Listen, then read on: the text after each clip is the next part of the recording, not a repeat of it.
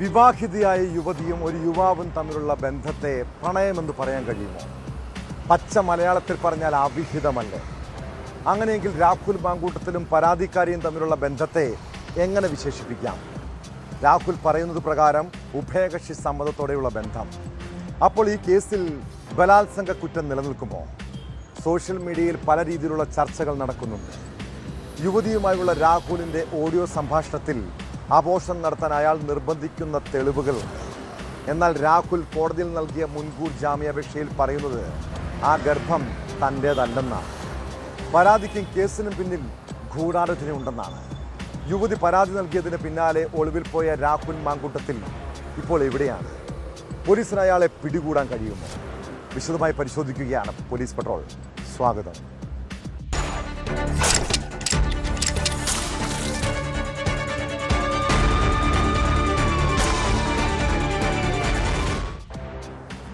പ്രായപൂർത്തിയായ രണ്ടുപേർ തമ്മിലുള്ള പ്രണയബന്ധത്തിൽ എന്തെങ്കിലും തെറ്റുണ്ടോ?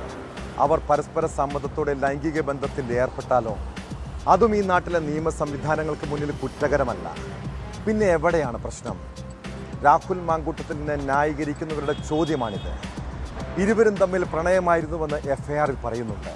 എന്നാൽ രാഹുലിനെ പ്രതിക്കൂട്ടിലാക്കിയത് വഴിവിട്ട ബന്ധമല്ല. എഫ്ഐആറിൽ സൂചിപ്പിക്കുന്നത് പോലെ ഭീഷണിപ്പെടുത്തിയുള്ള പീഡനവും നഗ്നദൃശ്യം പകർത്തലും നിർബന്ധിച്ച് ഗർഭചിത്രം നടത്തിയതും ഗുരുതരമായ കുറ്റകൃത്യമല്ലേ? അതേസമയം യുവതിയുമായി ദീർഘകാലമായി സൗഹൃദമുണ്ടെന്നും ബലാത്സംഗം ചെയ്യുകയോ ഗർഭചിത്രത്തിന് നിർബന്ധിക്കുകയോ ചെയ്തിട്ടില്ല എന്നാണ് രാഹുൽ മുൻകൂർ ജാമ്യാപേക്ഷയിൽ പറയുന്നത്. യുവതി ഗർഭിണിയായത് താൻ കാരണമല്ലെന്നുമാണ് പ്രതിയുടെ വാദം. ഒളിവിൽ കഴിയുന്ന രാഹുലിന് വേണ്ടി പോലീസ് ലുക്കൌട്ട് നോട്ടീസ് ഇറക്കിയിട്ടുണ്ട്.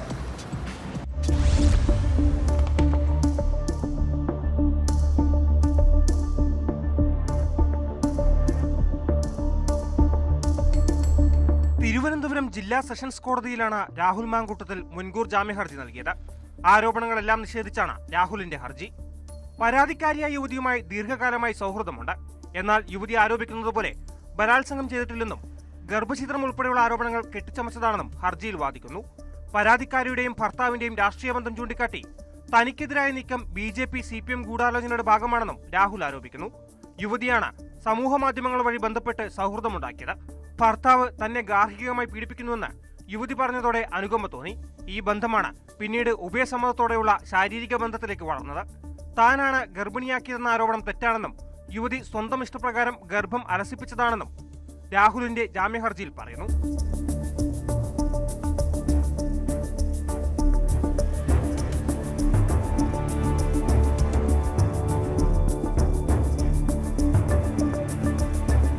അതിനിടെ പീഡന പരാതിയിൽ പരാതിക്കാരുടെ രഹസ്യമൊഴി രേഖപ്പെടുത്തി. നെയ്യാറ്റിൻകര കോടതിയിലാണ് മൊഴി രേഖപ്പെടുത്തിയത്. യുവതിയുടെ പരാതിയിൽ കേസെടുത്തതിന് പിന്നാലെയാണ് കോടതിയിലെത്തിച്ച് രഹസ്യമൊഴിയെടുത്തത്. രാഹുലിനെതിരെ ഗുരുതര പരാമർശങ്ങളാണ് എഫ്ഐആറിലുള്ളത്. 2025 മാർച്ച് 17 യുവതിയെ ഭീഷണിപ്പെടുത്തി നഗ്നദൃശ്യങ്ങൾ പകർത്തിയതായി എഫ്ഐആറിൽ പറയുന്നു. 2025 ഏപ്രിൽ 22 തൃക്കണ്ണാപുരത്തെ ഫ്ളാറ്റിലും മെയ് അവസാന വാരം പാലക്കാടുള്ള MLAയുടെ ഫ്ളാറ്റിൽ വെച്ചും പീഡിപ്പിച്ചു. മെയ് 30 ഗർഭചിത്രത്തിന് വേണ്ട ഗുളികകൾ കൈമനത്ത് വെച്ച് കൈമാറി. MLAയുമായുള്ള ബന്ധം പുറത്തു പറഞ്ഞാൽ ജീവിതം നശിപ്പിക്കുമെന്ന് ഭീഷണിപ്പെടുത്തിയെന്നും എഫ്ഐആറിൽ പറയുന്നു. കേസിൽ പ്രത്യേക അന്വേഷണ സംഘം രൂപീകരിച്ചു. DCP ദീപക് ധൻകർ IPSനാണ് മേൽനോട്ട ചുമതല. അസിസ്റ്റന്റ് കമ്മീഷണർ VS ദിനരാജാണ് അന്വേഷണ ഉദ്യോഗസ്ഥൻ. Neyman police station and we are doing the basic formalities. There is not much which I can reveal at this stage. There are a lot of aspects involved in that. So I think already a lot of information are available in the media. So I think we are doing the basic formalities and other required things to be done in the investigation at present. That's all I can. See, I said these are all part of investigation, which I cannot report. That's something which I will reserve for myself, because it's a part of investigation. I don't think it should be revealed. രാഹുലിനെ സഹായിച്ച സുഹൃത്തടക്കമുള്ളവരെ കേസിൽ പ്രതി ചേർത്തേക്കും. യുവതി പരാതി നൽകിയതോടെ രാഹുൽ ഒളിവിലാണ്. പ്രതി സംസ്ഥാനം വിട്ടുവെന്ന് police സംശയിക്കുന്നുണ്ട്. രാഹുലിനായി police lookout notice ഇറക്കി.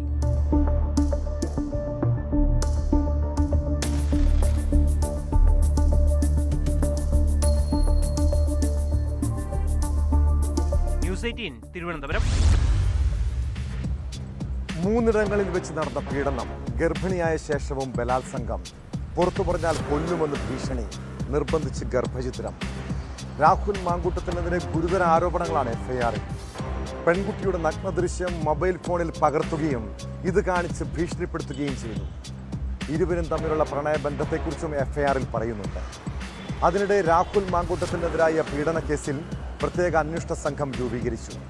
Thiruvananthapuram city DCP Deepak ധൻഖറിനാണ് മേൽനോട്ട ചുമതല. അന്വേഷണ ഉദ്യോഗസ്ഥനായി assistant commissioner BS ദിനരാജും സംഘത്തിലുണ്ട്.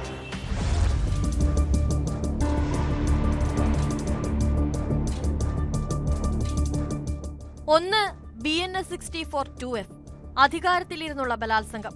2 BNS 64-2H ഗർഭിണിയാകുമെന്ന അറിവോടെ ബലാത്സംഗം. 3 BNS 64-2M ആവർത്തിച്ചുള്ള ബലാത്സംഗം. 3 ജാമ്യമില്ലാ കുറ്റം, ജീവപര്യന്തം വരെ തടവു ശിക്ഷ. 4 BNS 89 നിർബന്ധിത ഗർഭചിത്രം, ജാമ്യമില്ലാ കുറ്റം, 10 വർഷം വരെ തടവു ശിക്ഷ ലഭിക്കാം. 5 BNS 316 വിശ്വാസവഞ്ചന, 5 വർഷം വരെ തടവും പിഴയും, ജാമ്യം ലഭിക്കാവുന്ന കുറ്റം. 6 BNS 351 ഭീഷണിപ്പെടുത്തൽ, 7 വർഷം വരെ തടവ്.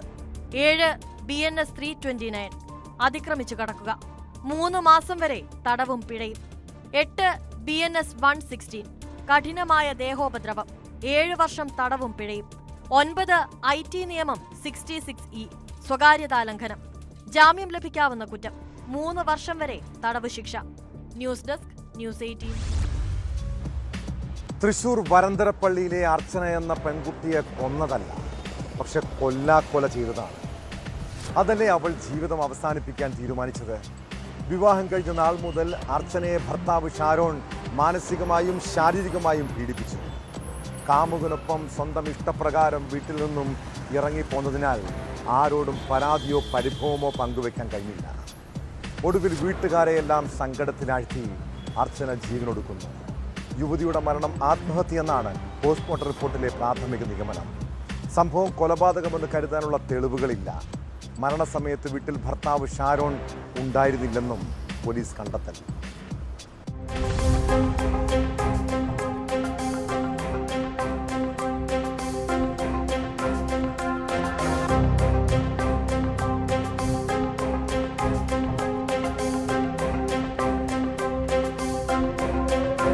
കഴിഞ്ഞ ദിവസമാണ് വരന്തരപ്പള്ളി സ്വദേശിനി അർച്ചനയെ പൊള്ളലിറ്റ് ദുരൂഹ സാഹചര്യത്തിൽ മരിച്ച നിലയിൽ കണ്ടെത്തിയത്.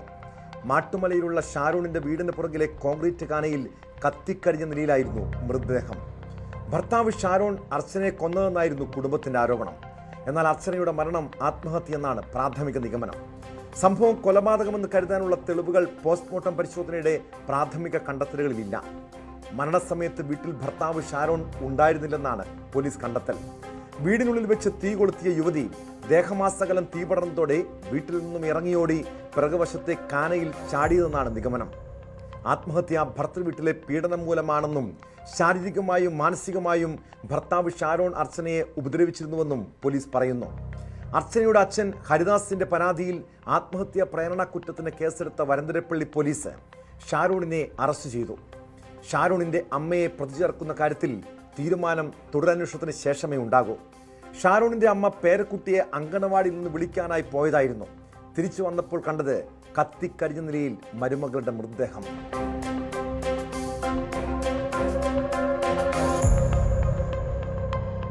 ആറുമാസം മുൻപായിരുന്നു ഷാരോണിന്റെയും അർച്ചനയുടെയും പ്രണയവിവാഹം. അകളപ്പ നഗർ പോളിടെക്നിക്കിൽ ഡിപ്ലോമ പൂർത്തിയാക്കിയ അർച്ചന കുറച്ചുകാലം ജോലി നോക്കിയിരുന്നു. അർച്ചനയുടെ അമ്മ വീടിന് സമീപം ഷാരോണും കുടുംബവും വാടകയ്ക്ക് താമസിക്കാൻ എത്തിയപ്പോഴുള്ള പരിചയമാണ് പ്രണയത്തിലെത്തിയതെന്നും വീട് വിട്ടിറങ്ങി പോകുന്നതിന് കാരണമായതെന്നും പറയുന്നു. അന്നു മുതൽ യുവതിയെ വീട്ടുകാരുമായി ബന്ധപ്പെടാൻ അനുവദിക്കാറില്ലായിരുന്നു. വിവാഹത്തിൽ എതിർപ്പുകൾ ഉണ്ടായിരുന്നുവെങ്കിലും മകൾ നല്ല നിലയിൽ ജീവിച്ചു കാണാൻ ആഗ്രഹിച്ചിരുന്നുവെന്ന് പിതാവ് പറയുന്നുണ്ട്. ഷാരോൺ സംശയത്തോടെയാണ് മകളെ കണ്ടിരുന്നതെന്നും ഫോൺ വിളിക്കാൻ അനുവദിച്ചിരുന്നില്ലെന്നും കുടുംബം ആരോപിക്കുന്നു.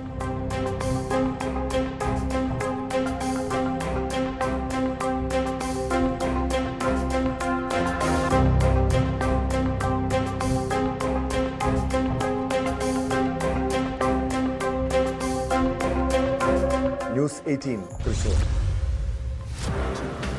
1995 മലപ്പുറത്ത് ഏറെ കോളിളക്കം സൃഷ്ടിച്ചൊരു കൊലപാതകം. ഓട്ടോ ഡ്രൈവറായ മനാഫിനെ പട്ടാപ്പകലാണ് ഒതായി അങ്ങാടിയിലിട്ട് വെട്ടിക്കൊന്നത്. മുൻ MLA PV അൻവറും പിതാവും ബന്ധുക്കളും ഉൾപ്പെടെ 26 പേർ പ്രതികളായ കേസ്. എന്നാൽ കൊലപാതകത്തിന് ശേഷം പ്രധാന പ്രതികളെല്ലാം നാടുവിട്ടു. അൻവർ ഉൾപ്പെടെ 21 പേരെ കോടതി പിന്നീട് വെറുതെ വിട്ടു. ദൃക്സാക്ഷികളൊക്കെ ഉണ്ടായിട്ടും സത്യം തെളിയിക്കാൻ 3 പതിറ്റാണ്ട് നീണ്ട നിയമ പോരാട്ടം. ഒടുവിൽ മനാഫിനെ കൊലപ്പെടുത്തിയതാണെന്ന് കണ്ടെത്തിയിരിക്കുന്നു. ഒന്നാം പ്രതി മാനങ്ങാടൻ ഷെഫീക്ക് കുറ്റക്കാരനെന്നാണ് മഞ്ചേരി അഡീഷണൽ ജില്ലാ സെഷൻസ് കോടതിയുടെ വിധി. ശിക്ഷ ശനിയാഴ്ച പ്രഖ്യാപിക്കും. ഷെഫീക്കിനൊപ്പം പ്രതി ചേർക്കപ്പെട്ട 3 പേരെ കൂടി കോടതി വെറുതെ വിട്ടു.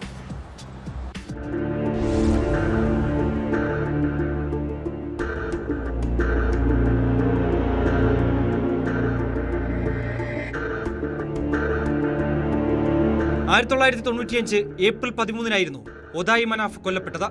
ഒതായി അങ്ങാടിയിലിട്ട് പട്ടാപ്പകലാണ് ഓട്ടോ ഡ്രൈവർ കൂടിയായ മനാഫിനെ വെട്ടിക്കൊന്നത്. വ്യക്തിവിരോധമായിരുന്നു കൊലയ്ക്ക് കാരണം. മുൻ MLA PV അൻവറും അൻവറിന്റെ പിതാവ് ഷൗക്കത്ത് അലിയും അൻവറിന്റെ സഹോദരി പുത്രന്മാരും അടക്കം കേസിൽ മൊത്തം 26 പേരെ പ്രതി ചേർത്തു.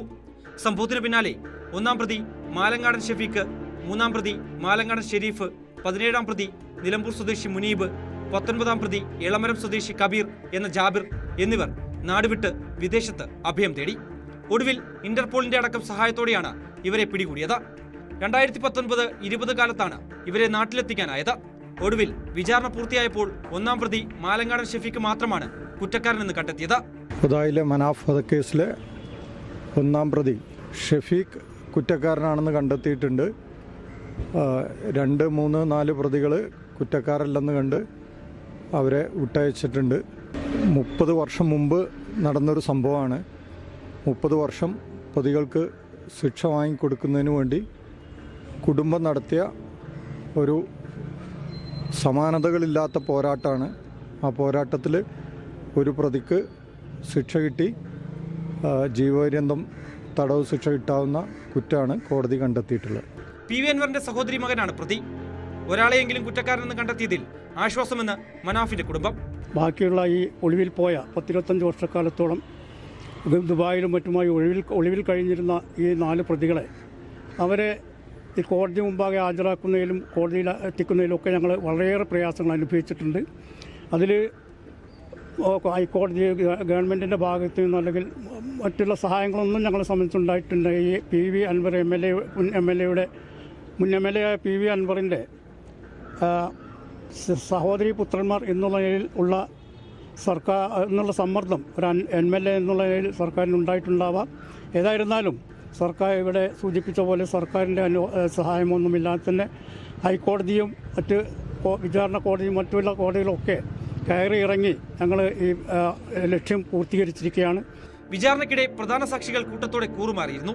2009-ൽ PV അൻവർ ഉൾപ്പെടെ 21 പ്രതികളെ വെറുതെ വിട്ടു. ഏറ്റവും ഒടുവിൽ വിചാരണ നേരിട്ട 4 പ്രതികളിൽ 3 പേരെയും കോടതി വെറുതെ വിട്ടു. ഒന്നാം പ്രതിയുടെ സഹോദരനും മൂന്നാം പ്രതിയുമായ മാലങ്ങാടൻ ഷെരീഫ്, 17-ാം പ്രതി നിലമ്പൂർ സ്വദേശി മുനീബ്, 19-ാം പ്രതി എളമരം സ്വദേശി കബീർ എന്ന ജാബിർ എന്നിവരെയാണ് വെറുതെ വിട്ടത്. പ്രതികളെ വെറുതെ വിട്ട നടപടിയെ ഹൈക്കോടതിയിൽ ചോദ്യം ചെയ്യുമെന്ന് മനാഫിന്റെ ബന്ധുക്കൾ വ്യക്തമാക്കി. നേരത്തെ അൻവർ അടക്കമുള്ളവരെ വെറുതെ വിട്ടതിനെതിരെ ഹൈക്കോടതിയിൽ റിവ്യൂ ഹർജിയും കുടുംബം നൽകിയിരുന്നു.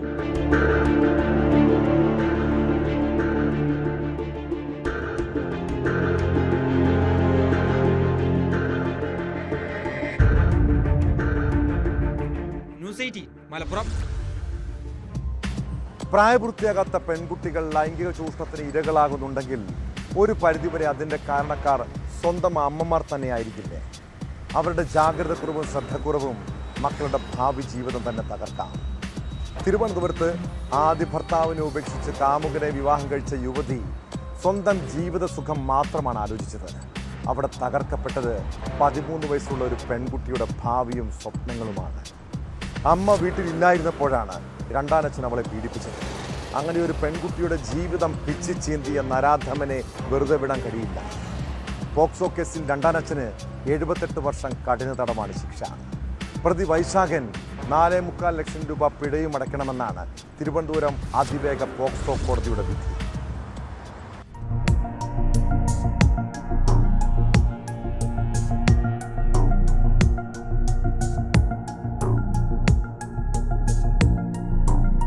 2023 പെൺകുട്ടി 7ാം ക്ലാസ്സിൽ പഠിക്കുമ്പോഴാണ് കേസിനാസ്പദമായ സംഭവം നടന്നത്. ആദ്യ ഭർത്താവിനെ ഉപേക്ഷിച്ച ശേഷം കുട്ടിയുടെ അമ്മ പ്രതിയുമായി പ്രണയത്തിലാവുകയും രണ്ടാമത് വിവാഹം കഴിക്കുകയുമായിരുന്നു. വിവാഹശേഷം കുറച്ചുനാൾ കഴിഞ്ഞ് പ്രതി പലതവണ കുട്ടിയെ പീഡിപ്പിച്ചു. സംഭവത്തിൽ ഭയന്ന കുട്ടി ഇത് പുറത്താരോടും പറഞ്ഞില്ല. ഇതിനിടെ പ്രതി കുട്ടിയെ ഭീഷണിപ്പെടുത്തുകയും ചെയ്തു. ഒരു ദിവസം കുട്ടിയുടെ അനുജൻ വീട്ടിൽ വന്നപ്പോൾ പ്രതി പെൺകുട്ടിയെ പീഡിപ്പിക്കുന്നത് നേരിൽ കണ്ടു. അനുജൻ ഇക്കാര്യം അമ്മയോട് പറഞ്ഞു. കുട്ടിയുടെ അമ്മ ചോദിച്ചപ്പോൾ പ്രതി ഇവരെയും ക്രൂരമായി മർദ്ദിച്ചു. തുടർന്നാണ് അമ്മ പോലീസിൽ പരാതി നൽകിയത്. രണ്ടാനച്ഛനായ പ്രതിയുടെ ഈ പ്രവൃത്തി ഒരിക്കലും അംഗീകരിക്കാൻ പറ്റാത്തതിനാൽ ഇയാൾ യാതൊരു ദയയും അർഹിക്കുന്നില്ലെന്ന് കോടതി ചൂണ്ടിക്കാട്ടി. 41-കാരനായ വൈശാഖിനെ 78 വർഷം കണ്ണുതടവിനും 4.25 ലക്ഷം രൂപ പിഴയടയ്ക്കാനുമാണ് തിരുവനന്തപുരം അതിവേഗ കോടതി ജഡ്ജി അഞ്ജു മീര ബിർള ശിക്ഷിച്ചത്. പിഴയടച്ചില്ലെങ്കിൽ 4.5 വർഷം കൂടുതൽ തടവനുഭവിക്കണം. പിഴത്തുക കുട്ടിക്ക് നൽകണമെന്നും ലീഗൽ സർവീസ് അതോറിറ്റി നഷ്ടപരിഹാരം നൽകണമെന്നും വിധിയിൽ പറയുന്നു. പ്രോസിക്യൂഷൻ കോടതിയിൽ 17 സാക്ഷികളെ വിസ്തരിച്ചു. 28 രേഖകളും 5 തൊണ്ടിമുതലുകളും ഹാജരാക്കി. പ്രോസിക്യൂഷനു വേണ്ടി special public prosecutor RS Vijayamohan ഹാജരായി. ഫോർട്ട് CI ജെ രാകേഷ്, SI-മാരായ അഭിജിത്ത് M, ശ്രീജേഷ് SS എന്നിവരാണ് കേസിൽ അന്വേഷണം നടത്തിയത്.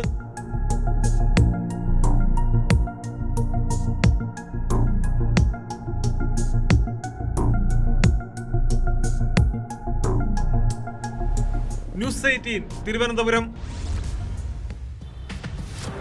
കൊല്ലം പുനലൂരിന് സമീപം ആളുകേറാമലയിലെ ദുരൂഹ മരണം പോലീസിന് കുറെ വട്ടം കറക്കിയ കേസാണ്.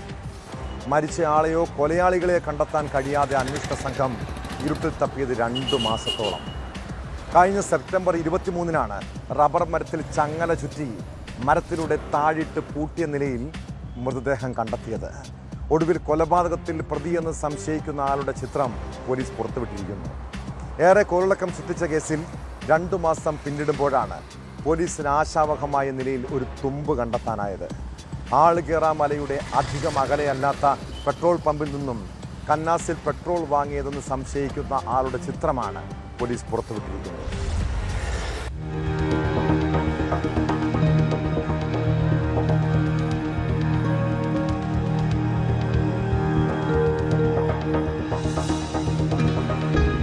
നാടിന് നടുക്കിയ കൊലപാതകം നടന്ന് 2 മാസം പിന്നിടുമ്പോഴാണ് പോലീസിന് ആശാവഹമായ നിലയിൽ ഒരു തുമ്പ് കണ്ടെത്താനായത്.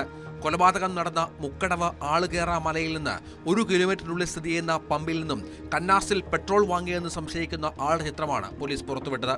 ഇയാളാണ് കൊലപാതകം നടത്തിയതെന്നാണ് സംശയം. കൊല്ലപ്പെട്ട ആളെ കണ്ടെത്താനായി പോലീസ് സംഘം ഇതര സംസ്ഥാനങ്ങളടക്കം തെരച്ചിൽ നടത്തുന്നതിനിടയിലാണ് അന്വേഷണ സംഘത്തിന് നിർണായകമായ തുമ്പ് കിട്ടിയത്.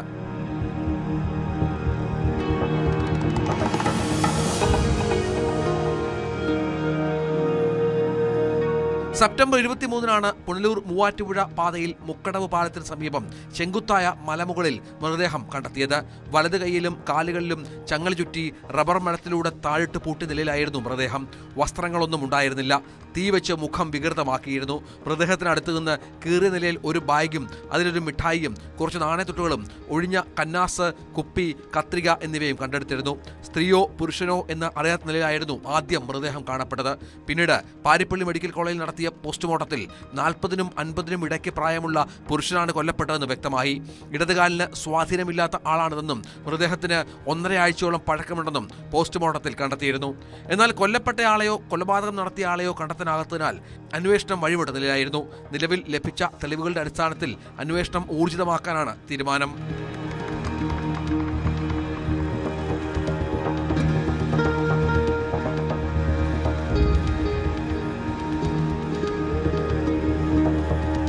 ന്യൂസ് 18 പുനലൂർ. നമ്മുടെ നാട്ടിലെ ചില സർക്കാർ ഓഫീസുകളിൽ ഒരു അപേക്ഷയുമായി നിങ്ങൾക്ക് പോകേണ്ടി വന്നിട്ടുണ്ടോ? പല ഉദ്യോഗസ്ഥരുടെയും പെരുമാറ്റം കണ്ടാൽ അവരുടെ ഔദാര്യം കൈപ്പറ്റാൻ നമ്മൾ എത്തിയതെന്ന് തോന്നുന്നു. കൈക്കൂലി കൊടുക്കാതെ കാര്യങ്ങൾ നടത്തിത്തരാൻ പ്രയാസമാണ് ചിലർക്ക്. ഇനി ഒരു കാര്യം ഓർത്തോണം, ആരെങ്കിലും കൈക്കൂലി ചോദിച്ചാൽ വിജിലൻസിനെ അറിയിക്കാൻ മറക്കരുത്. പെരുമ്പാവൂർ വേങ്ങൂരിൽ കൈക്കൂലി ചോദിച്ച വില്ലേജ് ഓഫീസിലെ ജീവനക്കാരൻ പിടിയിലായത് വിജിലൻസിൻ്റെ ഇടപെടലിലാണ്. വില്ലേജ് അസിസ്റ്റന്റ് ജിബി മാത്യുവിനെയാണ് കൈയോടെ പൊക്കിയത്. കൂടുതൽ പേരിൽ നിന്ന് ഇയാൾ കൈക്കൂലി വാങ്ങിയിട്ടുണ്ടോ എന്നും അന്വേഷിക്കുന്നുണ്ട്.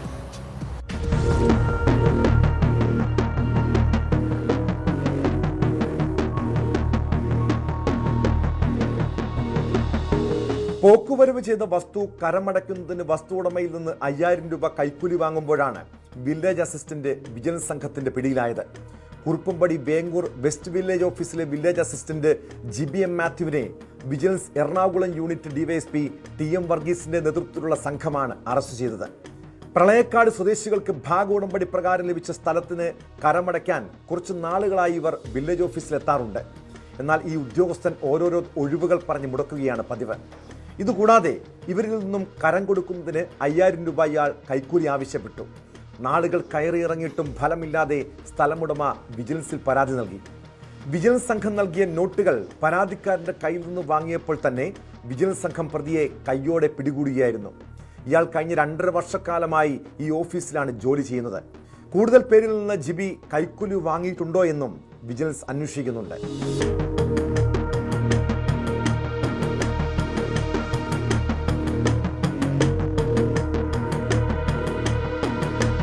ന്യൂസ് 18 പെരുമ്പാവൂർ. ഇടുക്കി കട്ടപ്പനയിൽ സാമൂഹ്യ വിരുദ്ധരെ കൊണ്ട് പൊറുതിമുട്ടിയിരിക്കുകയാണ് നാട്ടുകാർ. നിരപ്പേൽ കടയ്ക്ക് സമീപം വീടിന് നേരെ ആക്രമണം നടത്തിയത് ബൈക്കിലെത്തിയ സംഘമാണ്. നിരപ്പേൽ കട സ്വദേശി പൊന്നപ്പന്റെ വീട്ടിലാണ് കഴിഞ്ഞ രാത്രി ആക്രമണമുണ്ടായത്. സംഭവത്തിൽ കട്ടപ്പന പോലീസ് കേസെടുത്ത് അന്വേഷണം ആരംഭിച്ചു. എന്നാൽ ആക്രമണത്തിന്റെ കാരണം എന്തെന്നോ ആരാണ് സംഭവത്തിന് പിന്നിലെന്നോ വ്യക്തമല്ല.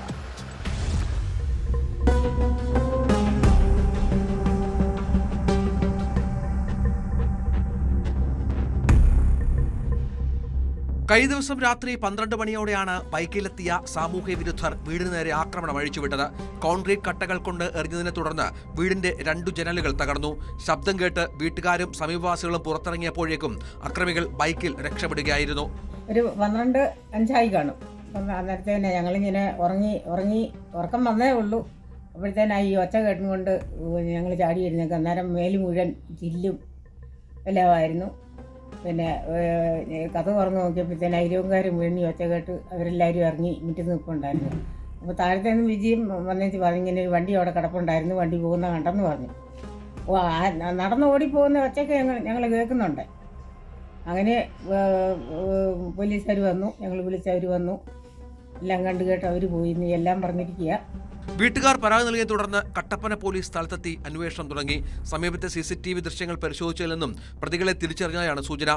സംഭവത്തിൽ വിശദമായ അന്വേഷണം നടത്തിവരുന്നതായും പ്രതികളെ ഉടൻ പിടികൂടുമെന്നും പോലീസ് അറിയിച്ചു.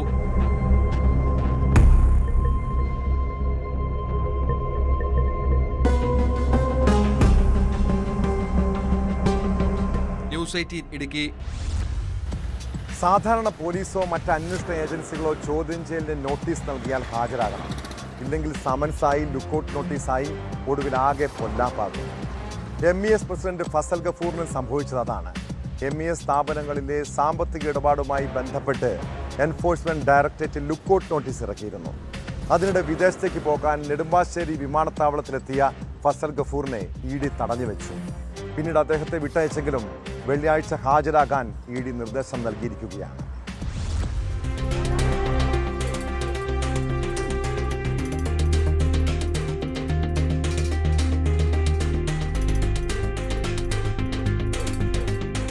MES സ്ഥാപനങ്ങളിലെ സാമ്പത്തിക ഇടപാടുമായി ബന്ധപ്പെട്ടാണ് ഫസൽ ഗഫൂറിനെതിരെ ED കേസ് രജിസ്റ്റർ ചെയ്തിട്ടുള്ളത്.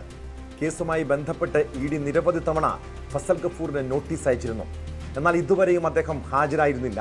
ഈ സാഹചര്യത്തിലാണ് ED ഫസൽ ഗഫൂറിനെതിരെ ലുക്കൌട്ട് നോട്ടീസ് ഇറക്കിയത്. ഒരു വിദേശയാത്രക്കായി വിമാനത്താവളത്തിലെത്തിയതറിഞ്ഞ് എമിഗ്രേഷൻ വിഭാഗം ഉദ്യോഗസ്ഥർ ഫസൽ ഗഫൂറിനെ തടഞ്ഞു വെക്കുകയായിരുന്നു. തുടർന്ന് അവർ EDയെ വിവരം അറിയിച്ചു. ED ഉദ്യോഗസ്ഥർ ഫസൽ ഗഫൂറുമായി ബന്ധപ്പെടുകയും ചോദ്യം ചെയ്യലിന് ഹാജരാകാത്തതിലുള്ള വിശദീകരണം ആരായുകയും ചെയ്തു. തുടർന്നാണ് EDയുടെ ഓഫീസിൽ ഹാജരാകാൻ നിർദ്ദേശം നൽകിയത്. അതേസമയം ED കസ്റ്റഡിയിലെടുത്തുന്ന വാർത്തകൾ തള്ളി MES പ്രസിഡന്റ് ഫസൽ ഗഫൂർ രംഗത്തെത്തി. കഴിഞ്ഞ ദിവസം നൽകിയ ഒരു നോട്ടീസിൽ ഹാജരാകാൻ ED ആവശ്യപ്പെട്ടിരുന്നു. എന്നാൽ വിദേശയാത്രയുള്ളതിനാൽ ഹാജരാകാനാവില്ലെന്ന് അറിയിച്ചിരുന്നു. വിദേശയാത്രയ്ക്കായി വിമാനത്താവളത്തിലെത്തിയപ്പോൾ നോട്ടീസ് ഉണ്ടെന്ന് പറഞ്ഞ് യാത്ര തടഞ്ഞെന്നും ഫസൽ ഗഫൂർ പറയുന്നു. അതേസമയം ഫസൽ ഗഫൂറിനെ ഏത് സമയത്തും ED കസ്റ്റഡിയിലെടുക്കാൻ സാധ്യതയുണ്ട്. വെള്ളിയാഴ്ച ചോദ്യം ചെയ്യലിന് ഹാജരാകാൻ ED നിർദ്ദേശം നൽകിയെന്നാണ് വിവരം.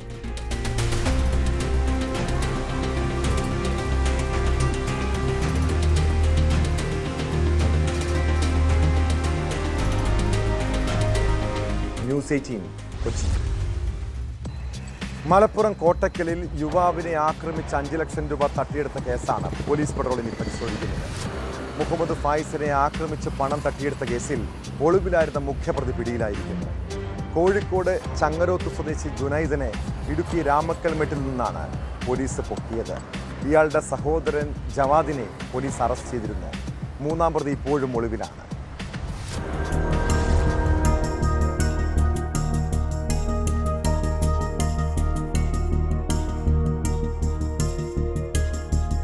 കഴിഞ്ഞ ഒക്ടോബർ 7 രാത്രി 10 മണിയോടെയാണ് ജുനൈദിന്റെ നേതൃത്വത്തിലുള്ള 3-അംഗ സംഘം യുവാവിനെ അപകടപ്പെടുത്തി പണം തട്ടിയെടുത്തത്. കോട്ടക്കൽ പറമ്പലങ്ങാടിയിലെ ക്ലബ് സുലൈമാനി എന്ന സ്ഥാപനത്തിന്റെ പാർക്കിംഗ് ഏരിയയിൽ വെച്ച് പ്രതികൾ മലപ്പുറം സ്വദേശിയായ മുഹമ്മദ് ഫായിസിനെ ആക്രമിച്ചു. തുടർന്ന് ഇയാളിൽ നിന്ന് 5 ലക്ഷം രൂപ തട്ടിയെടുക്കുകയായിരുന്നു.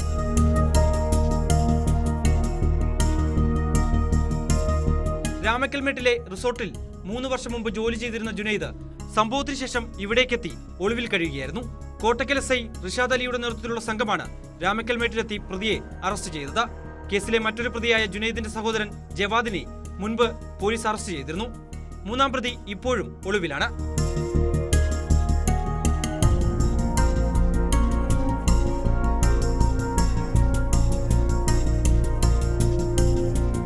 ന്യൂസ് 18 ഇടുക്കി. കാസർഗോഡ് ദേലമ്പാടിയിൽ കഴിഞ്ഞ ദിവസം BLOയെ CPM പ്രാദേശിക നേതാവ് കയ്യേറ്റം ചെയ്യുന്ന ദൃശ്യങ്ങൾ നമ്മൾ കണ്ടതാണ്.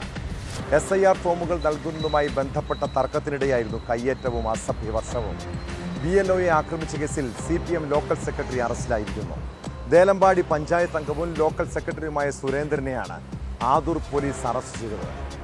BLO അജിത്തിന്റെ പരാതിയിലാണ് പോലീസിന്റെ നടപടി.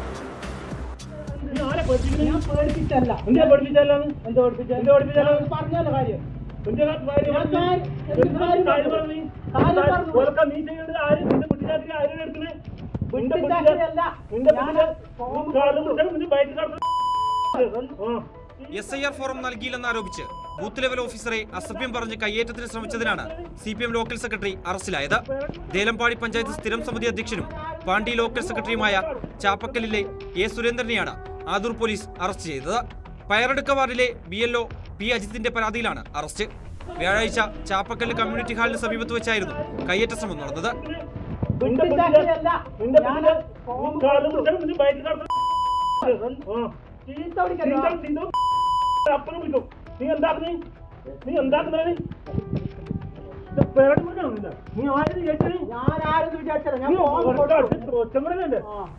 SIR ഫോറങ്ങൾ ശേഖരിക്കുന്നതിനായി എത്തിയതായിരുന്നു BLO. വാർഡിലെ പുഷ്പ എന്നയാൾക്ക് SIR ഫോറം നൽകാത്തതിനെ ചൊല്ലി ഇരുവരും തമ്മിൽ നേരത്തെ പ്രശ്നമുണ്ടായിരുന്നു. അജിത്ത് ഫോം ഏൽപ്പിച്ച ആൾ പുഷ്പയ്ക്ക് കൊടുത്തിരുന്നില്ല. തുടർന്ന് അജിത്ത് പുഷ്പയുടെ വീട്ടിൽ നേരിട്ടെത്തി ഫോം കൈമാറിയിരുന്നു. പിന്നാലെയാണ് പഞ്ചായത്ത് അംഗം BLOയെ കയ്യേറ്റം ചെയ്യാൻ ശ്രമിച്ചത്. സംഭവത്തിന്റെ വീഡിയോ പ്രചരിച്ചതോടെ ജില്ലാ കളക്ടർ പ്രശ്നത്തിലിടപെട്ടു. ബന്തെടുക്ക ബിവറേജസ് കോർപ്പറേഷനിൽ LD ക്ലർക്കാണ് പരാതിക്കാരനായ അജിത്ത്. ഔദ്യോഗിക കൃത്യനിർവഹണം തടസ്സപ്പെടുത്തി അസഭ്യം പറഞ്ഞു എന്നീ കുറ്റങ്ങൾക്ക് പുറമെ തെരഞ്ഞെടുപ്പ് കമ്മീഷന്റെ നിർദ്ദേശപ്രകാരം പൊതുസേവകരെ കയ്യേറ്റം ചെയ്യൽ വകുപ്പും പ്രതിക്കെതിരെ ചുമത്തിയിട്ടുണ്ട്. കോടതിയിൽ ഹാജരാക്കിയ പ്രതിയെ റിമാൻഡ് ചെയ്തു.